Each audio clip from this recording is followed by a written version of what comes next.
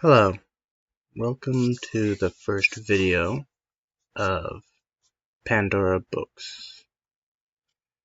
This is going to be a little bit of a scattered video, just a bit of an introduction, and a bit of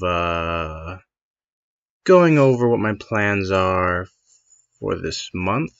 My reading plans, that is. I was a very avid reader at one point in my life, and I kind of fell off a bit. So this channel was kind of a desperate attempt at reviving my reading habits.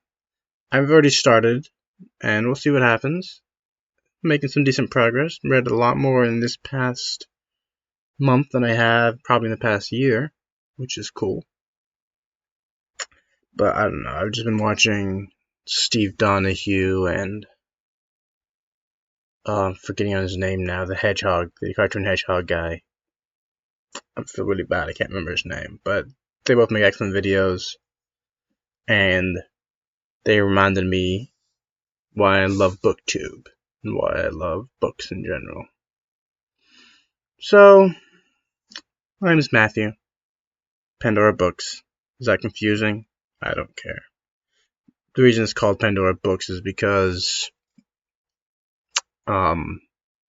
first off, I relate to the legend of Pandora's box a lot. I feel like I myself am Pandora's box.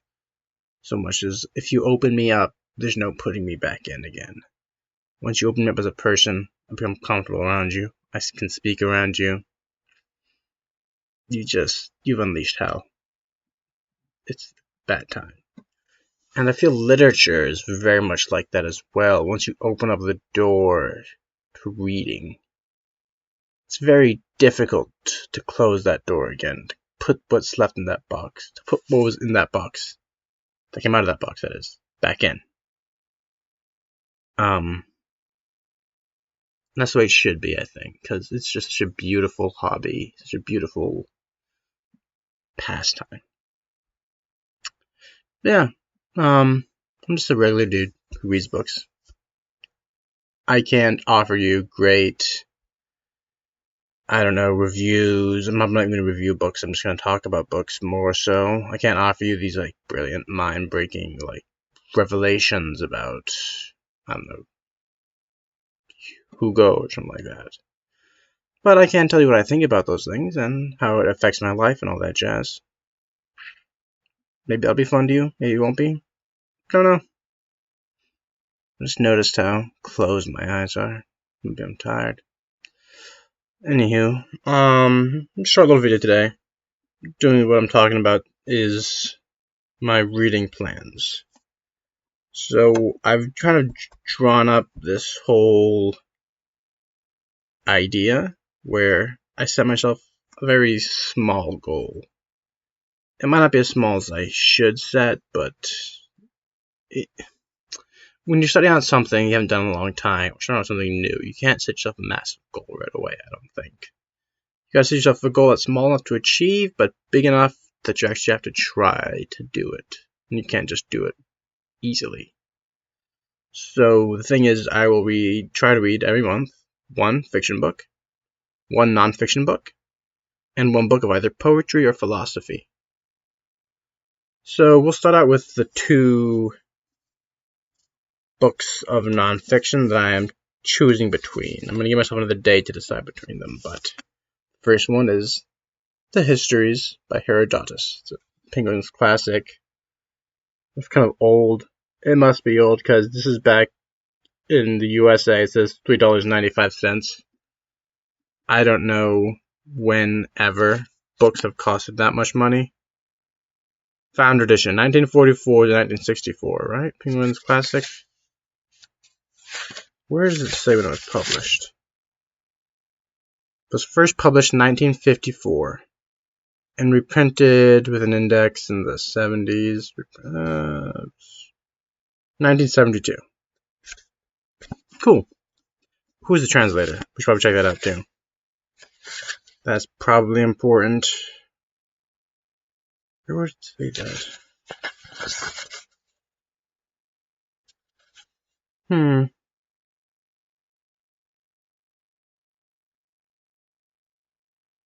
says who edited it, but not who translated it. Ah, Aubrey de Selencourt. All right.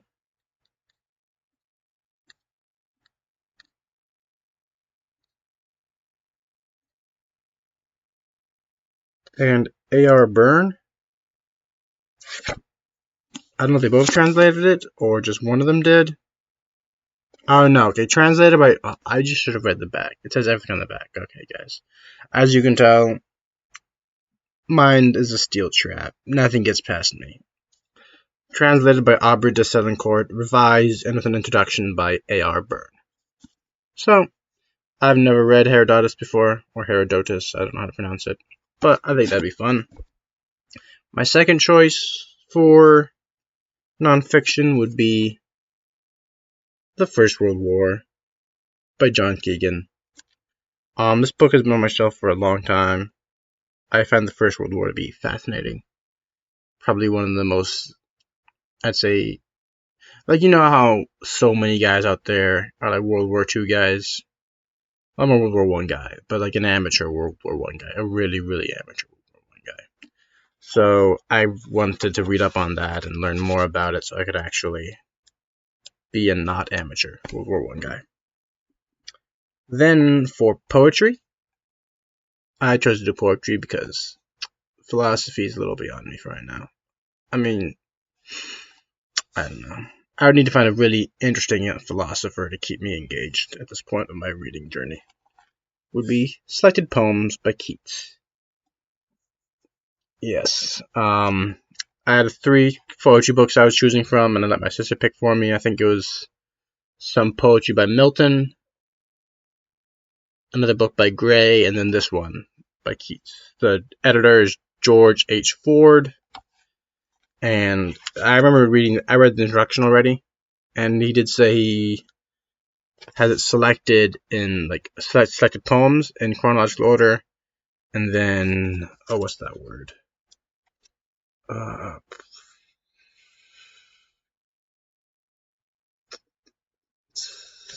Where does that say?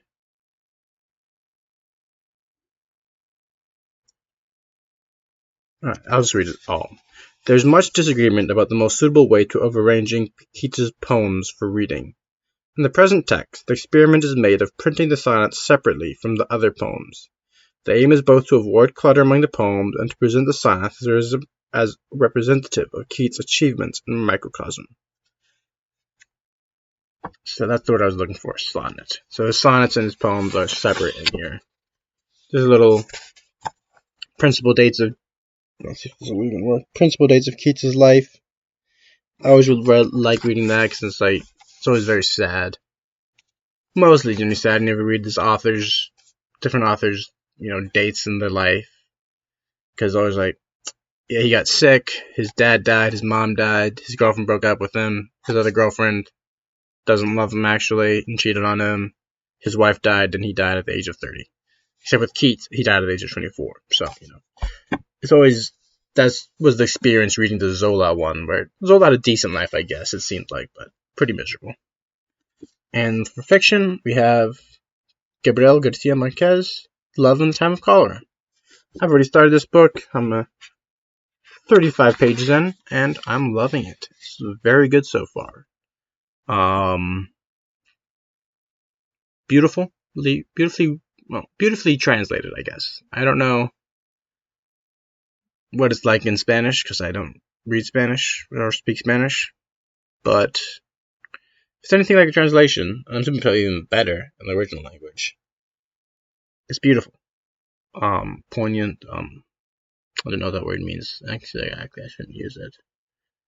But, it's very it grips you. And I love his kind of locomotive, like I describe his writing style so far as like a meandering locomotive, which doesn't make any sense.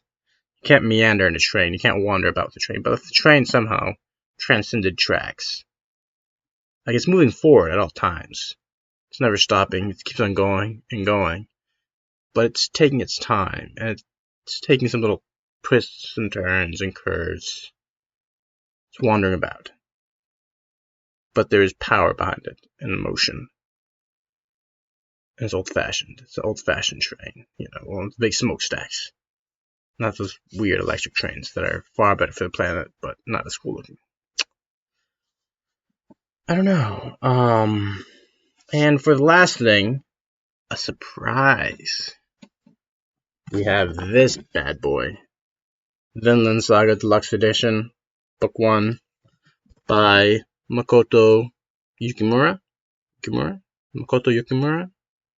I'm saying that right? I mean, just look at this. Look at that. Look at that. I mean, this has been a delight. One of the better Christmas presents I've ever received. Look at this art. Oh, I love this so much. I absolutely adore manga. Don't read as much as I'd like to, but that applies to everything. So that's all my reading for the month. If I finish somehow all 3 of those books, the Keats poems, Cholera, 11 Times of Cholera, and whichever history book I choose, I'll pick another book, and then we can do like a end of the month review. I should have a video coming out about a short story collection I just read, which should be fun. And I'll probably be doing... Excuse me, it's 12:30. I'll probably be doing a...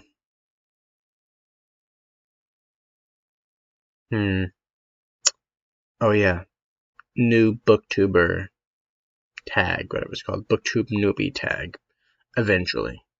Just so y'all can get to know me a bit better. But this is just a brief little putting my foot in the door, kind of like just setting it down, because I haven't been doing that. I've been saying I'll be doing this to myself for months now, and I just wasn't doing it. So this is me forcing me to do it. Anywho, thanks for y'all attention. Thanks for watching if you watched. And I'll see y'all later.